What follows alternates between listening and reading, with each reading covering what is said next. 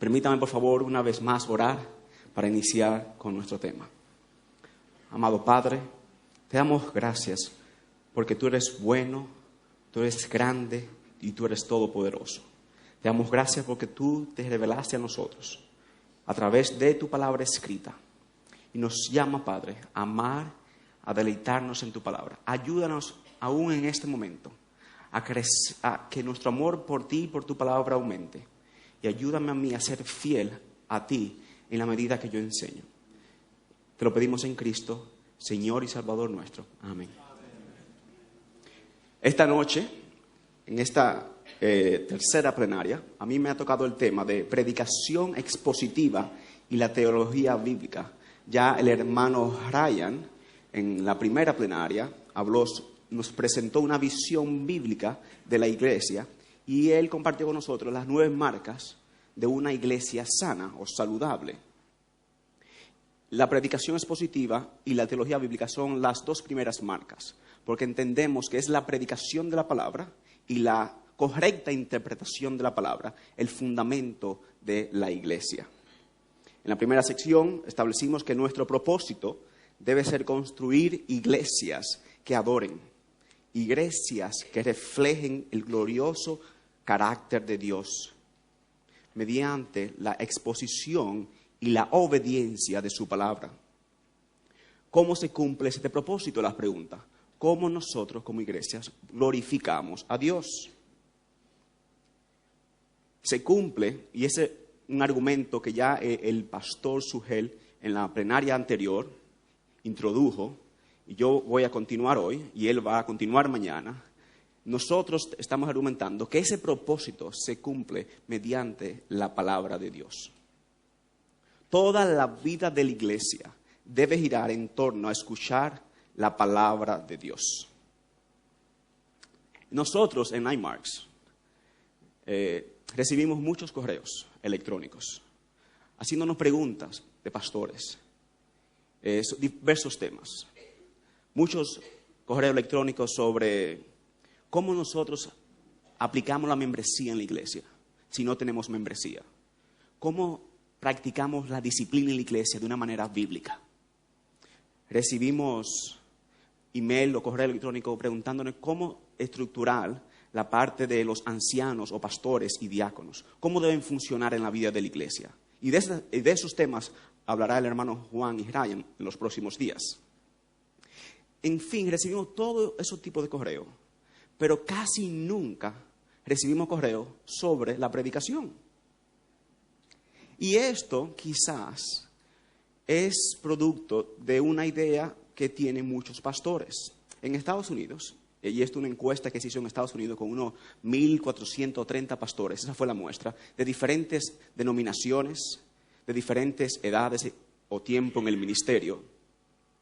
Y cuando se le preguntó a los pastores de todas esas denominaciones en Estados Unidos, decían, ¿cuál es su fortaleza? Las 2 grandes fortalezas, según ellos, eran la predicación y la enseñanza. Pero yo me atrevo a decir que si eso fuese verdad, nuestras congregaciones lucirían de una forma diferente.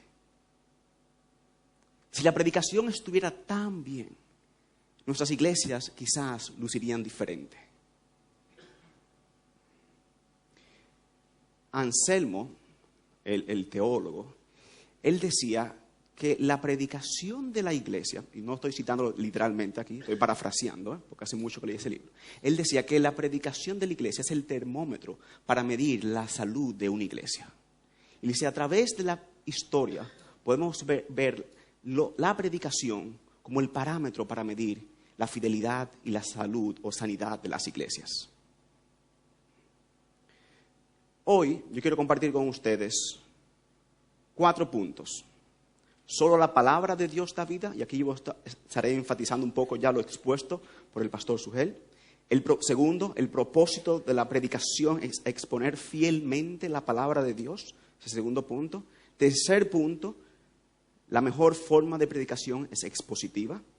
Y cuarto, la predicación expositiva siempre se centra en el evangelio. Y al final, hay un quinto punto, estaré compartiendo un ejemplo de teología bíblica. porque me tocó la predicación y la teología bíblica, como mencioné al principio. Pero yo hoy decidí, en vez de definirle a ustedes qué es teología bíblica, aunque lo voy a hacer muy breve, yo preferí darle a ustedes un ejemplo de qué es teología bíblica. Y eso lo veremos al final. Hágase la siguiente pregunta. ¿Qué es lo que edifica la iglesia? ¿Es nuestra creatividad? ¿Es nuestro carisma? ¿O es la palabra de Dios? Y el punto aquí es, el primer punto, yo voy a argumentar que solo la palabra de Dios da vida. Para crear, usted y yo necesitamos cosas, necesitamos nuestras manos, necesitamos materia prima para construir algo. Necesitamos palas mecánicas, máquinas excavadoras. Pero Dios no necesita ninguna de esas cosas. Dios es espíritu y crea mediante su palabra. Dios dice sé y las cosas son. Es por eso que el salmista, reflexionando en Génesis 1, exclama: por la palabra del Señor fueron creados los cielos y por el soplo de su boca las estrellas. El autor hebreo dice: entendemos que el universo fue formado por la palabra de Dios, de modo que lo visible no provino de lo que se ve. Las palabras invisibles de Dios crean materia visible. Nuestra palabra no tiene poder de crear. La palabra de Dios sí. Y aquí yo quiero hacer un paréntesis, porque me preocupa una tendencia que yo veo en muchas iglesias hispanas en Estados Unidos y en iglesias en América Latina. Por ejemplo, de yo declaro o yo afirmo tal cosa. Piensa tal cosa y di tal cosa y ocurrirá. Eso es contrario a la Biblia, porque eso presupone que nosotros tenemos una capacidad de crear de la nada. Y eso es falso. Y esas ideas están sustentadas en un pensamiento pagano del siglo XVII que se llamaba Nuevo Pensamiento, que decía que el hombre a través de su mente creaba cosas. Y ese paganismo fue entrando a la iglesia y hoy es una moda en las iglesias. Si usted practica eso, déjelo, porque solo la palabra de Dios crea. Son palabras que salen de la lengua de Dios, segundo a segundo. El autor de Hebreo afirma que Jesús sostiene todas las cosas con su poderosa palabra, como escuchamos anteriormente. Vale la pena meditar por un momento lo que pasó cuando Jesús, estando en el mar, en el lago, estaba con los discípulos, vino una gran tempestad y las aguas subían. Y ellos, con temor, le dicen: Maestro, Señor, perecemos. Y Él reprende el viento y calma las aguas con su palabra. ¿Por qué? ¿Por qué el viento y las aguas le obedecen? Porque el viento y las aguas saben que el que le habló ahí fue el que la creó en Génesis 1. El que le dijo calma fue el que le dijo sé la luz, y la luz fue. El que estaba ahí era el Dios eterno hecho carne. Entonces, nuestra responsabilidad es confiar y exponer la palabra de ese Dios que crea, transforma y da vida. Él, como dice Pablo en 2 Corintios, nos hace nuevas criaturas a través de su palabra. Él da vida a los muertos, como expuso el pastor Sugel hoy anteriormente. Él llama a las cosas que no son como si existiesen. Y los apóstoles, Pedro, Santiago y Pablo, enfatizan este punto en diferentes cartas. Pedro les recuerda a sus lectores cristianos que habían nacido de nuevo mediante la palabra de Dios que vive y permanece. 1 Pedro 1:23. Santiago, de una forma similar, dice que Dios, por su voluntad, su propia voluntad, nos hizo nacer mediante la palabra de verdad. Pero eso es que Santiago exhorta a sus lectores a recibir, cito, con humildad la palabra sembrada en ustedes, la cual tiene poder para salvarles. Santiago 1, versículo 28. Y Pablo hace explícito un paralelo entre la obra de Dios en la creación y la nueva creación. Porque Dios, que ordenó que la luz resplandeciera en las tinieblas, hizo brillar su luz en nuestro corazón para que conociéramos la gloria de Dios que se resplandece en el rostro de Cristo. Y Él les dice que esa fe, en Romanos entonces, viene por el resultado de oír que la palabra de Dios. Y ustedes conocen ese versículo de Isaías que de hecho el pastor Sugel mencionó hoy en el capítulo 55, versículos 10 y 11. Porque como desciende de los cielos la lluvia y la nieve, y no vuelve allá, sino que riega la tierra y la hace germinar y producir, y da semilla al que siembra, y pan al que come, así será mi palabra que sale de mi boca. No volverá a mí vacía, sino que hará lo que yo quiero, y será prosperada en aquello para que la envíe. La palabra de Dios da vida, y la palabra de Dios sostiene. Y es a través de su palabra que Él creó todo lo que existe. Y es a través de su palabra que Él nos hizo a nosotros en Cristo, en el poder del Espíritu, nuevas criaturas. Y es a través de su palabra que Él sostiene el universo y que Él sostiene su iglesia. Y ese es el primer punto. Segundo punto, el propósito de la predicación es volver a revelar la palabra de Dios. Y voy a aclarar qué significa revelar la palabra ya revelada. Por lo tanto, el propósito de la predicación es volver a revelar la palabra ya revelada por Dios. Esta es la forma en que Donald Carson describe la predicación. La predicación, dice Carson, un académico del Nuevo Testamento, él dice, es una revelación. Los apóstoles y los profetas revelaron la palabra de Dios una vez. El trabajo del predicador no es revelar una palabra nueva. El trabajo del predicador es exponer la palabra de Dios revelada a través de los profetas y los apóstoles. Al fin y al cabo, si solamente la palabra de Dios da vida, ponga atención a esto, es tremendamente importante. Si solo la palabra de Dios da vida, el predicador les ofrece a sus oyentes la oportunidad de vivir solo en la medida en que reproduzca o exponga fielmente lo que Dios ya ha dicho. Escuche, no es su ingenio o su creatividad o sus dotes de orador, es nada más y nada menos que su fidelidad de volver a revelar lo que Dios ha revelado. Esto es lo que los levitas hicieron ante el pueblo de Israel en los tiempos de Nehemías. Nehemías 8:8. Leo. Ellos leían con claridad el libro de la ley de Dios y lo interpretaban de modo que se comprendiera su lectura. Ellos leían y lo interpretaban de modo de que se entendieran lo que habían leído. Leían el libro de la ley de Dios y lo explicaban. Transmitían fielmente su mensaje. Esa es nuestra responsabilidad. Usted, pastor, esa es su responsabilidad. Lamentablemente, nosotros hemos creído que somos herederos del orador greco-romano y no del maestro hebreo.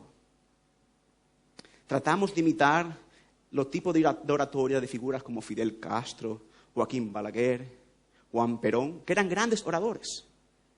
Y fallamos porque ponemos el énfasis en la fuerza de la oratoria y no en el poder del Espíritu Santo. Y el Espíritu Santo solo usa la palabra que ya Él inspiró. Y por eso muchas veces nosotros perdemos el punto. Perdemos lo que el texto nos trata de comunicar. Usted como pastor no está llamado a impresionar a su audiencia con usted, con su calidad de orador. Usted está llamado a llevar a su audiencia que en el poder del Espíritu sea impresionada con aquel que los llamó a vida. Usted no tiene que impresionarlo con usted. Trate de que ellos estén impresionados con el Dios que les salvó. Y ese Dios fue que lo llamó a usted al ministerio. Esto no significa que la claridad o la elocuencia sean insignificantes, sino que debemos recordar que el poder está en la palabra de Dios y no en nosotros. En un sentido, es un ejercicio sencillo. Es una labor como la del cartero, la del periodista o la recepcionista. El cartero no entrega sus propias cartas, sino las de otras personas. El periodista no inventa las noticias, sino que las informa. El recepcionista no recibe una llamada telefónica y luego inventa un mensaje, sino que transfiere la llamada. Ahora bien, es cierto, que en la predicación hay más factores involucrados, porque como predicadores o expositores nosotros hablamos a través de nuestras personalidades y de nuestro contexto cultural. Además, queremos enfocarnos en el interés y los desafíos particulares de nuestra congregación, y cada congregación es diferente. Eso es verdad. Aún así, no debemos permitir que estas realidades, personalidad, contexto cultural, desvíen nuestra atención de lo central. Lo que da vida es la palabra de Dios y nuestra fidelidad a ella. No lo que nuestras personalidades o experiencias puedan contribuir a la palabra de Dios. La Biblia en ninguna parte dice que nuestra creatividad será lo que edificará la iglesia de Dios. Cristo edifica su iglesia y Él la edifica a través de su palabra. Por lo tanto, nuestro propósito como predicador siempre debe ser exponer la palabra de Dios, exponer lo que Dios dice, exponer su mensaje. Ahora bien, si un hombre maduro, sabio, es capaz de controlar la creatividad, las ilustraciones vívidas, la percepción contextual, incluso su personalidad carismática, para que todas esas cosas sean herramientas que ayuden en el proceso de exponer la palabra, bien, excelente. Ahora bien, es mi experiencia y la experiencia de muchos, que la gente que es creativa no necesita poner mucho énfasis en la creatividad. La persona que es carismática no necesita poner mucho énfasis en el carisma. La gente que tiene dones de relaciones humanas no necesita enfatizar mucho el aspecto de las relaciones personales. Pero sí debemos, el carismático, el relacional, el sabio, el creativo, sí tiene que poner atención en la fidelidad de la palabra. El predicador les ofrece a sus oyentes la oportunidad de vivir solo en la medida en que reproduzca fielmente lo que Dios ha dicho. Y esto es lo que debe recibir nuestra atención.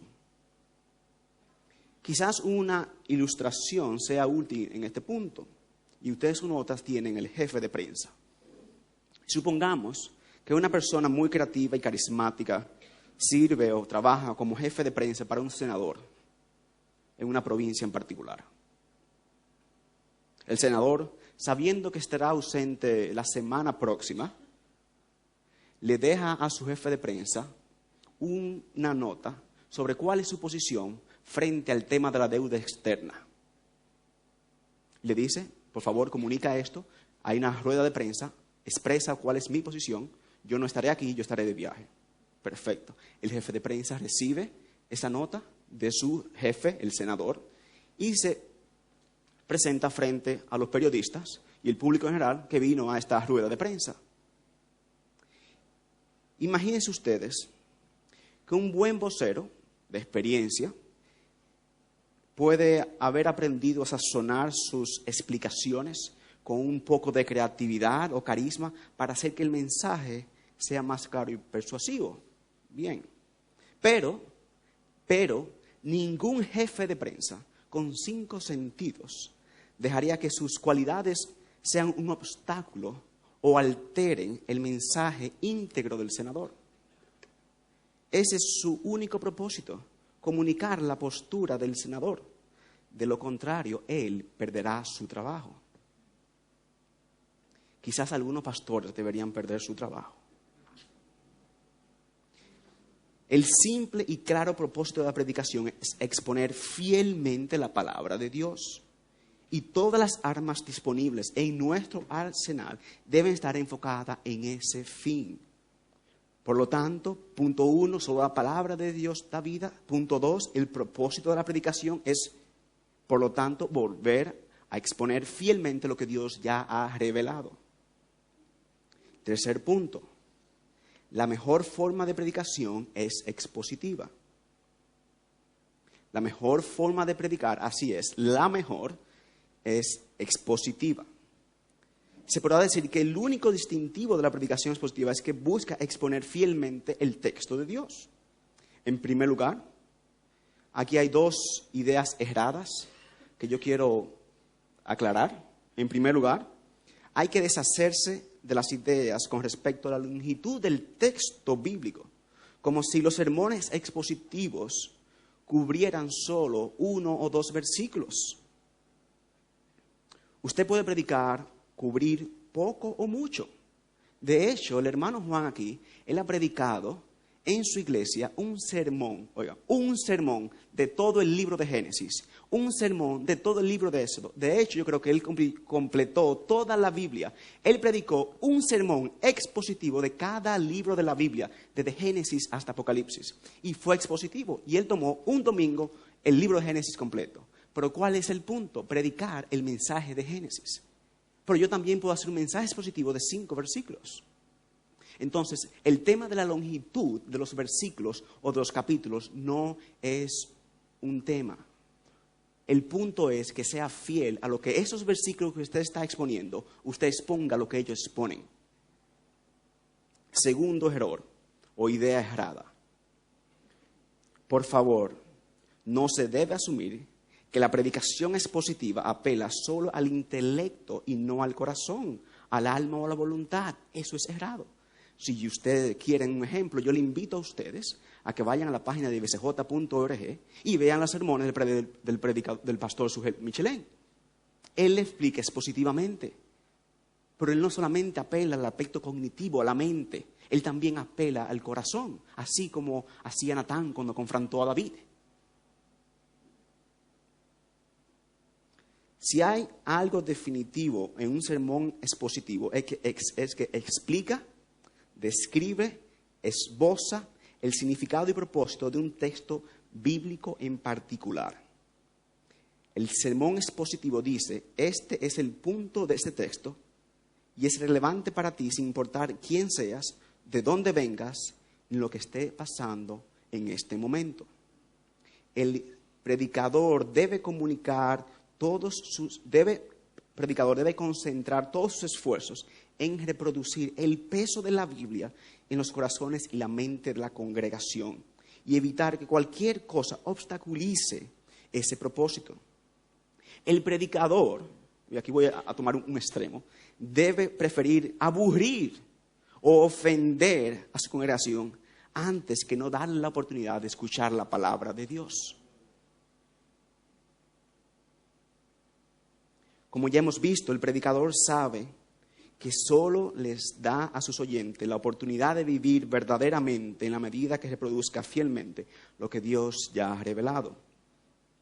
La definición, una de las definiciones más claras que yo he escuchado de predicación expositiva, hay muchas, pero me gusta la que comparte Mark Dever porque es sencilla y clara y corta. Mark Dever define un sermón expositivo de la siguiente forma. Un sermón expositivo es un sermón en el cual el punto del texto bíblico es el punto del sermón aplicado a la vida de la congregación. Repito, un sermón expositivo es un sermón en el cual el punto de un texto bíblico es el punto del sermón aplicado a la vida de la congregación. 2 cosas.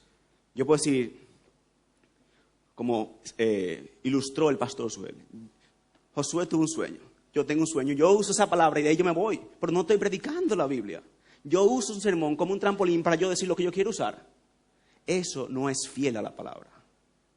Y segundo, la segunda parte, es poner lo que la palabra dice, que en mi sermón yo esté comunicando la intención del autor bíblico. Eso es uno. Y segundo, aplicarlo a la congregación.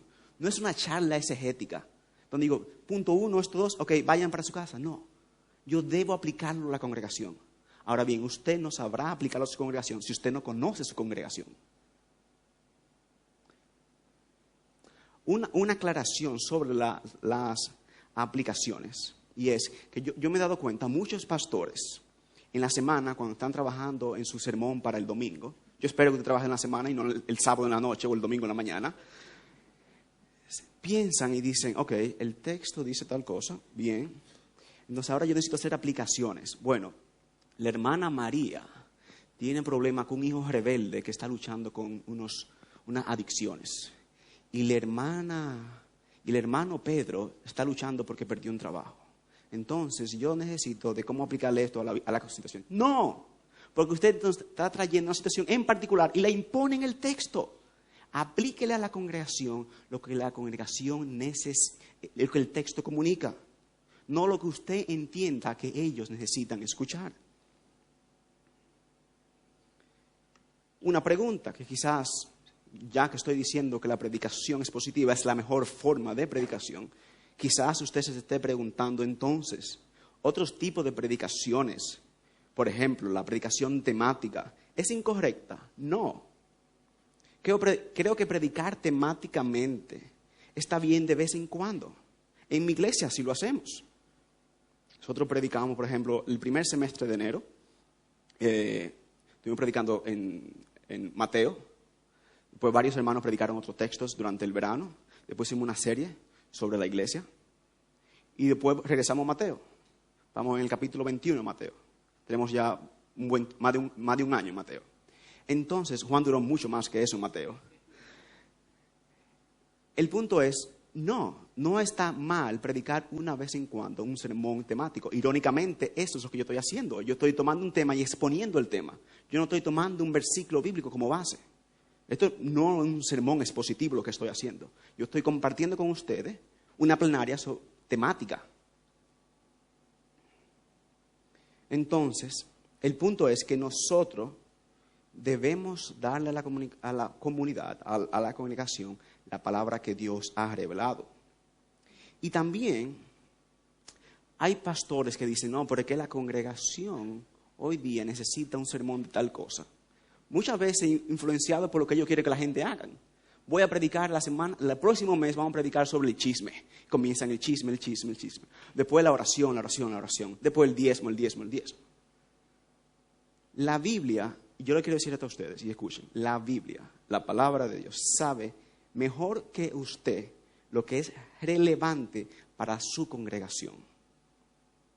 La Biblia conoce mejor a su congregación que usted mismo. Dios conoce a su congregación mejor que usted mismo. Yo voy un poco más lejos. Dios lo conoce a usted mejor que lo que usted se conoce a sí mismo. Y Él sabe lo que nosotros necesitamos. Muchas veces nosotros creemos que necesitamos tal cosa y necesitamos lo contrario. Yo voy a ilustrar, por ejemplo, un pastor piadoso, un hombre de Dios en Minnesota, que tiene ya más de 30 años en el ministerio. Él estuvo predicando una serie sobre el libro de Romanos. Y un día se le acercan una pareja a donde él dice, pastor, nosotros queremos darle la gracia porque Dios salvó nuestro matrimonio a través de su predicación. Nosotros teníamos dificultades en nuestra relación. Nosotros estábamos consultando con un abogado para divorcio. Nosotros ya no dormíamos en la misma habitación. Y usted, a través de la predicación del Evangelio, Dios sanó, a través de esa predicación suya, Dios sanó nuestro matrimonio. Y nosotros estamos reconciliados hoy día y estamos más comprometidos que cuando nos casamos. Ese pastor se le aguaron los ojos. Y él dijo, si yo no sabía eso. Él no sabía que esa pareja que estaba ahí, que él veía todos los domingos, estaba en esa situación, durmiendo en habitaciones separadas, trabajando con abogados para un divorcio. Él no sabía eso. Y él dice, y él confiesa, si yo hubiese sabido eso, yo hubiese parado a Romano y hago una serie sobre el matrimonio. Pero ellos no necesitaban una charla sobre el matrimonio. Ellos necesitaban el Evangelio de Cristo, que es lo que reconcilia a cada uno con nosotros. Entonces, se fijan, Nosotros a veces creemos que la gente necesita algo, cuando en realidad lo que necesitan es escuchar la palabra de Dios fielmente. Y Dios usa esa palabra para sanar relaciones. Él usa esa palabra para llamarnos a nosotros y Él usa esa palabra para sostenernos a su lado. Entonces, si usted no predique positivamente y si yo no lo hago, ¿qué yo hago? Comience la semana que viene un libro. Marcos, corto, un evangelio. Predique el primer capítulo. Claro, antes de hacerlo, yo le recomendaría que lea todo el libro. Para que lo que diga en el capítulo 1 sea coherente con lo que es el mensaje de todo el libro. Y eso es un principio hermenéutico. Y después el otro domingo, Marcos 2. Después, Marcos quizás 3 al 5. Es el punto. Y usted no necesita estar luchando. Y usted, en la medida que haga eso, va a estar escapando de la esclavitud de la creatividad. Porque cada semana se va a estar tormentando y luchando y sufriendo que no sé lo que voy a decir. Dígalo ahí, ya Dios se lo ha dado. Si usted predica y Dios le da un tiempo largo en el ministerio, quizás le permita predicar toda la palabra. Y si la predicó toda la palabra, vuelva a donde comenzó. Que usted se dará cuenta que muchas veces usted lee la palabra y dice, wow, yo nunca había visto eso así. No tenga problema, no tenga temor de terminarla, porque vuelve y Dios va a seguir alimentándola a través de un texto que ya predicó. Entonces, tercer punto, la mejor forma de predicar es expositivamente, porque esta forma de predicar expone fielmente el texto de Dios. Cuarto, la predicación expositiva se centra en el Evangelio. La predicación expositiva siempre debe centrarse en el Evangelio. Supongamos que yo estoy predicando acerca de Sansón, cuya historia se encuentra en el libro de Jueces, ¿verdad? Y todo se acuerda de Sansón. Él destroza a un león con sus propias manos, mata a miles de filisteos. El libro Sansón siempre está en todas las ilustraciones de la escuela dominicales de los niños. Yo le pregunto a usted, ¿puede la historia acerca de Sansón, de cómo él mata a miles de filisteos con la quijada de un burro, hacer realmente que el espíritu se mueva en poder y dé vida a lo que están espiritualmente muertos? Fueron las historias como las aventuras de Sansón las que lograron ese efecto. Ciertamente el libro de Jueces es la palabra de Dios. Creo que la respuesta a esta pregunta es: depende. Si predico sobre Sansón adecuadamente, entonces sí. Pero para predicar correctamente sobre Sansón se requiere más que un llamado a la masculinidad o a darse golpe en el pecho. Para predicar de Sansón correctamente se debe explicar Jueces 14, 15, 16 en su propio contexto y luego explicar cómo estos capítulos se relacionan con el mensaje del libro y con el mensaje de toda la Biblia. Debemos predicar sermones cristianos, demostrar que la historia de Sansón apuntan a un juez mayor, Jesucristo. El conocimiento básico se necesita es conocer la palabra. Y usted no va a conocer si usted no lee la palabra. Y usted como pastor debe vivir en la palabra, constantemente estar saturado por la palabra. Usted necesita conocer la historia de redención, como el pastor Sugel mencionaba. ¿Cómo este libro que está aquí se relaciona con el resto del canon o de las escrituras? ¿Y qué le precedió? Porque si nosotros analizamos, un paréntesis aquí, el libro de Jueces, por ejemplo, porque estoy usando a Sansón como ejemplo. En Josué nosotros vemos cómo Dios, el pueblo, ¿verdad?, conquista la tierra a través de un poder militar. Pero en el libro de Jueces nosotros vemos cómo el pueblo conquista espiritualmente al pueblo de Israel. Ellos llegaron y militarmente conquistaron la tierra. La gente de la tierra lo conquistó espiritualmente a ellos. Y el libro de Jueces es cíclico. Se alejaban de Dios. Dios enviaba un enemigo. El enemigo lo destrozaba, lo esclavizaba. Se arrepentían, clamaban a Dios. Dios levantaba un juez. Ese juez, Dios lo liberaba a través de ese juez. Pero volvían ellos. Y volvían, y volvían, y volvían. Yo debo ver cómo todos esos jueces apuntan a uno mayor.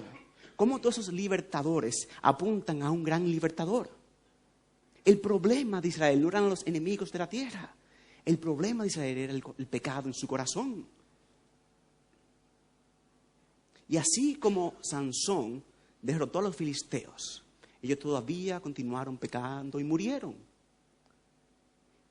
Sansón nos apunta a un guerrero mayor, aquel guerrero que derrotó al enemigo principal nuestro de una vez y para siempre, Cristo Jesús. Si uno ve la vida de Sansón, es un fracaso, desobediencia. Pero si usted ve la vida de Cristo, obediencia, santidad, amor, gracia. Entonces, el punto no es Sansón. El punto es que ellos necesitaban a alguien mayor que Sansón. Uno que no fuera pecador e incorrecto como Sansón, sino uno que fuera santo, justo y eterno, Cristo Jesús. Pero si predicamos de Sansón y nos enfocamos en Sansón, estamos perdiendo el punto del mensaje. Porque Sansón muere y ellos vuelven a pecar. Y después de ahí la cosa se pone más difícil en el libro de Jueces. Y cada quien hacía lo que bien le parecía en sus ojos. Entonces Sansón es un tipo de Cristo. Él es alguien que apunta a algo mayor. Y ese tipo es la palabra que Pablo usa en Romanos 5, refiriéndose también a Abraham y a Adán, que Adán apuntaban allá. El tipo apunta al antitipo. Ellos fracasaron, Adán pecó y fue destituido, fue sacado del Edén. Israel pecó en el desierto, fue tentado y pecó y se rebeló contra Dios. Cristo fue tentado en el desierto y triunfó. Israel, el hijo, como es llamado en Éxodo 4, cuando Dios le dice a Moisés, ve, dile a Faraón que deje a mi hijo ir, mi hijo. El hijo vino y el hijo triunfó. Israel fracasa, Cristo triunfa. Todos ellos apuntan a él. Todo es acerca de Cristo. De hecho, si nosotros leemos Lucas 24,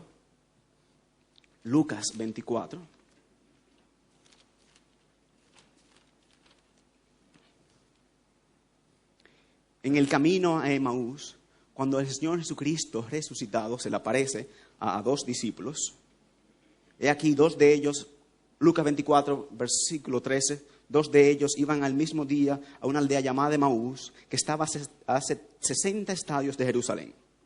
E iban hablando entre sí de todas aquellas cosas que habían acontecido. Sucedió que mientras hablaban y discutían entre sí, Jesús mismo se acercó y caminaba con ellos. Mas ellos, los ojos de ellos estaban velados, no veían, para que no le conociesen. Y les dijo, ¿qué pláticas son estas que tenéis entre vosotros mientras camináis? ¿Y por qué estáis tristes? Versículo 18, respondiendo uno de ellos, amonesta al Señor Jesucristo aquí. Uno de ellos se llamaba Cleofas, le dijo, ¿eres tú el único forastero en Jerusalén que no has sabido de las cosas que en ella han acontecido en estos días? Entonces él le dijo, ¿qué cosa? Y ellos le dijeron, de Jesús de Nazareno, que fue varón, profeta, poderoso en obra y en palabra delante de Dios y de todo el pueblo. Y cómo le entregaron los principales sacerdotes y le narran todo. Pero nosotros esperábamos, decían ellos, que Él era el que había de redimir a Israel. Y ahora, además de todo esto, hoy es el tercer día que todo esto ha acontecido. Y aunque también nos han asombrado unas mujeres de entre nosotros, las que antes del día fueron al sepulcro. Y como no hallaron su cuerpo, vinieron diciendo que también habían visto visión de ángeles y quienes dijeron que Él vive. Versículo 24. Y fueron algunos de nosotros al sepulcro y hallaron así como las mujeres habían dicho, pero a él no le vieron. Versículo 25. Entonces Él les dijo, oíd sensatos y tardos de corazón para creer todo lo que los profetas han dicho. No era necesario que el Cristo padeciese estas cosas y que entrara en su gloria. Entonces, y aquí hace entonces Lucas un comentario, y comenzando entonces desde Moisés y siguiendo por todos los profetas, les declaraba en todas las escrituras lo que de él decían. Y más adelante dice, y él le abrió el entendimiento y le mostró que todo era de él. Y después de eso, entonces ellos llegan y se les desaparece y llegan donde los 12 y están reunidos. Y él llega y ellos creen que es un fantasma. Y él le dice, paz a vosotros. Entonces, espantados y atemorizados, pensaban que veían un espíritu. Pero él les dijo, ¿por qué estáis turbados? Y vienen a vuestro corazón estos pensamientos.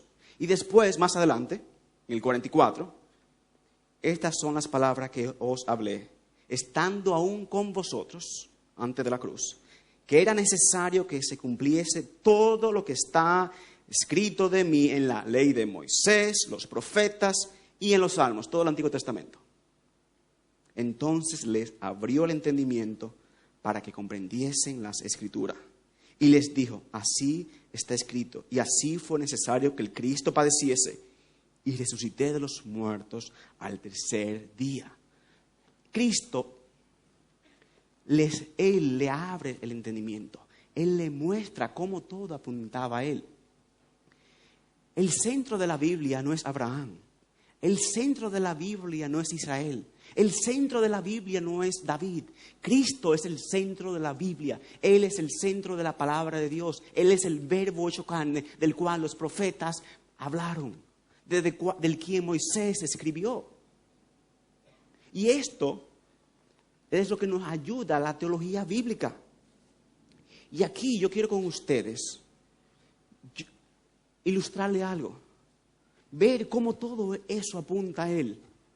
Y cómo Él es el centro de la palabra. Y cómo nosotros venimos a Dios a través del Hijo en el poder del Espíritu. Abran sus Biblias en Hebreos 7. Hebreos 7. Yo voy a leer del 23 al 27. Voy a usar el versículo 27, pero voy a leer para contexto 23 al 27. Hebreos 7, capítulo 7, versículo 23. Y los otros sacerdotes llegaron a ser muchos, debido a que por la muerte no podían continuar. Los levitas del antiguo pacto, ¿verdad? Mas por cuanto permanece para siempre, tiene un sacerdocio inmutable, por lo cual pueden también salvar perpetuamente a los que por él se acercan a Dios, viviendo siempre para interceder por ellos. 26.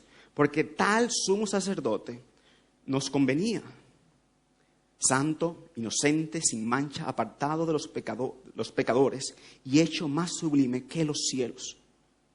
27, esto es lo que quería usar aquí.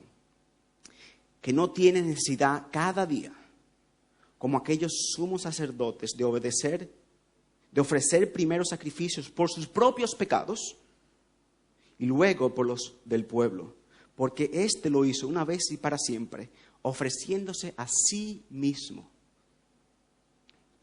Si yo regularmente, cuando trato de ilustrar esto, leo del Hebreos de 7, 8 y 9. Hoy no hay tiempo para eso. Yo le voy a dar el contexto de Hebreos a ustedes y ustedes pueden entonces después, luego leerlo.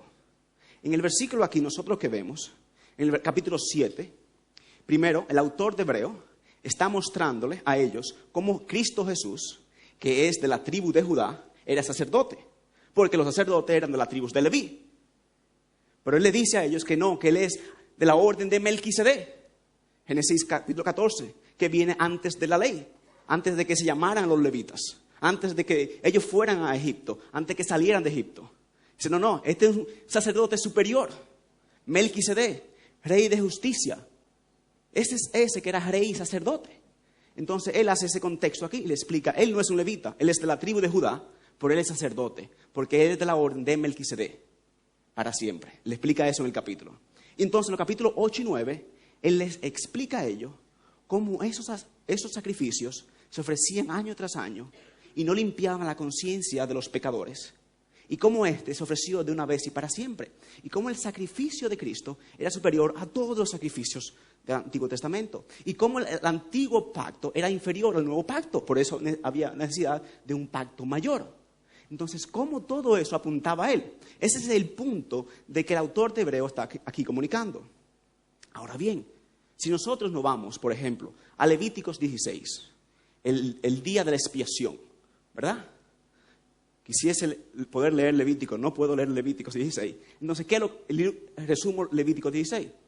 El sacerdote, ¿qué hacía? El sacerdote primero hacía todo un ceremonial de limpieza, de purificación, porque el sumo sacerdote, que solamente entraba un día al año al lugar santísimo a ofrecer un sacrificio, el día de expiación, él se limpiaba, se purificaba, se ponía una ropa especial de lino y después ofrecía un animal, un carnero, y lo ponía en la mano y sacrificaba ese carnero por los pecados de él como sumo sacerdote y de su familia, la tribu de Leví. Y después tomaban 2 machos cabríos, ¿verdad? 2 chivitos.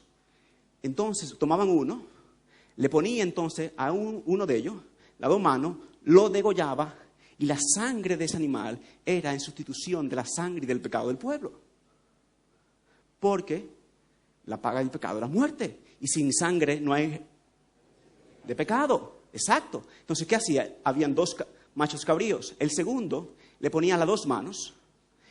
Las 2 manos. Si ustedes se dan cuenta, en Levíticos hay sacrificios que se ponen una mano y hay sacrificios que se ponen 2 manos. 2 manos se hace cuando es en intercesión, intercediendo por todo el pueblo. Y él confesaba todos los pecados de Israel. Todas las iniquidades, todas las transgresiones del pueblo. Eso está en Levítico. Y ese segundo animal entonces era soltado al desierto, diciendo, Dios se ha llevado el pecado del pueblo. Pero eso lo hacían año tras año. Y había necesidad de los mismos sacrificios. Entonces Cristo viene como sacerdote y hace uno de una vez y para siempre. Pero fíjense ustedes que el Nuevo Testamento dice que esos machos cabríos no quitaban pecado. Hebreos dice eso. Pero Cristo no es llamado macho cabrío, él es llamado cordero. Juan capítulo 1, aquí el cordero de Dios que quita el pecado del mundo. Apocalipsis 13, el cordero que ha sido degollado, ¿verdad? Antes de la fundación del mundo. Entonces, los machos cabríos no quitaban pecado. Ellos solamente recordaban año tras año sobre la necesidad del pueblo de un sustituto. Vámonos ahora a Génesis 22. Génesis 22. Es el pasaje que muchos cristianos sufren y es difícil porque es donde Abraham presenta a su hijo, a su único hijo.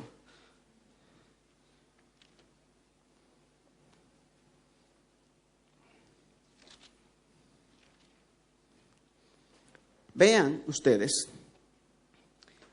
entonces tomó Abraham la leña del holocausto, ¿verdad? El versículo 6, Génesis capítulo 22, Génesis capítulo 7, y leemos, 22, versículo 7, y leemos. Entonces habló Isaac a Abraham su padre, y dijo, Padre mío. Y él respondió, heme aquí, mi hijo. Y él le dijo, he aquí el fuego y la leña, mas ¿dónde está el cordero para el holocausto? Y respondió Abraham, versículo 8, Dios se proveerá de cordero para el holocausto, hijo mío. Él dice, Dios proveerá el holocausto, el cordero para el sacrificio.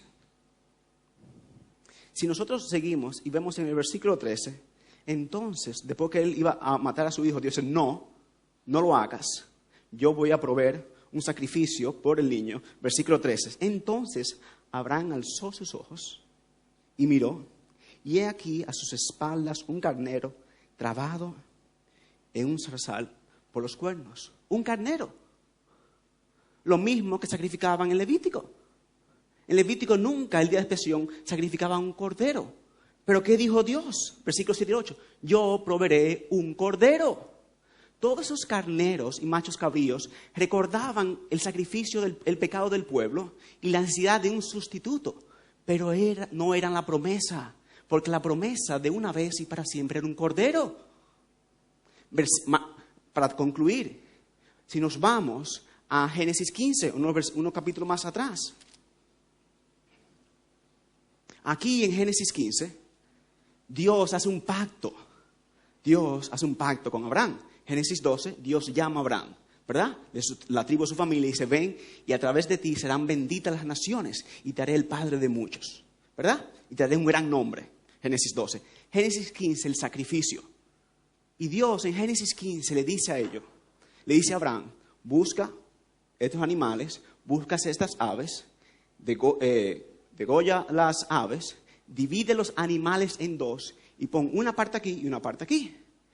En el antiguo Medio Oriente, la cultura, cuando se hacía un pacto, se dividían los animales y la sangre de los animales corría por medio de los dos animales. Entonces, las dos partes que hacían el pacto cruzaban por encima y caminaban por encima de los animales, diciendo, si yo rompo el pacto, me va a pasar lo que le pasó a los animales.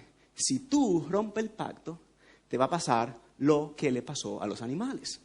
Génesis, eso se explica, eso ve todos en Génesis, ¿verdad? Vemos el sacrificio. Génesis 15, versículo 17.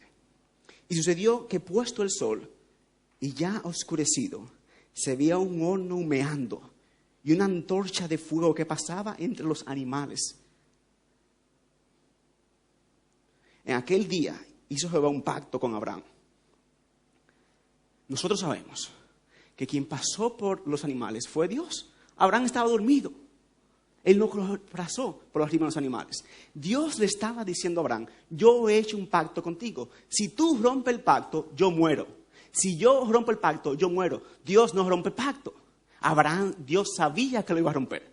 Dios estaba declarando muerte en sí mismo. Y eso es lo que nosotros vemos en Cristo Jesús. Dios muriendo por su pueblo. Él es el Cordero. Y Él es el sacerdote. Él es el sacerdote sin mancha. Pero Él, a diferencia de los sacerdotes, Él no ofrece sacrificio por su pecado, ni trae animal. Él es el sacerdote y el Cordero. Él ofrece sacrificio y el sacrificio es Él.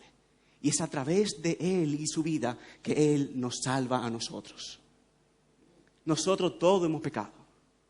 Y la paga del pecado es la muerte, Romanos 6:23. Pero Dios es bueno y misericordioso. Dios vino y vivió la vida que nosotros habíamos de vivir. Recibió la muerte que nosotros merecíamos. Y se levantó al tercer día, declarando poder sobre la muerte, derrotando a la muerte, al que tenía el poder de la muerte, para que todo aquel que se arrepienta y ponga su fe en Él, sea salvo y tenga vida eterna. Oremos. Padre, te damos gracias por tu palabra, te damos gracias por Cristo Jesús, nuestro Cordero y Sacerdote, quien intercede por nosotros cada día. Aquel perfecto, sin mancha, santo y eterno, que dio a su vida por la vida de su iglesia. Bendícenos, Padre, y cada día recuérdanos el poder de tu palabra y el poder del Evangelio de nuestro Señor y Salvador Jesucristo. Amén.